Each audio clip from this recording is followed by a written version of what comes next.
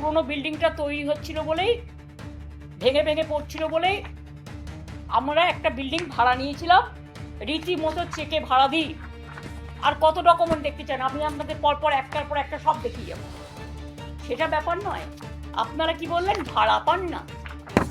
কেউ আবার বললেন আই অ্যাম অথরাইজড। অথরাইজ ছিলেন তখন, এখন নয়। এখন আপনি দল বদলু, অন্য জায়গায় গেছেন।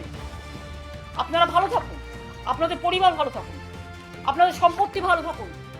যে অ্যারেস্ট হয়েছে সে ছাড়া পাক।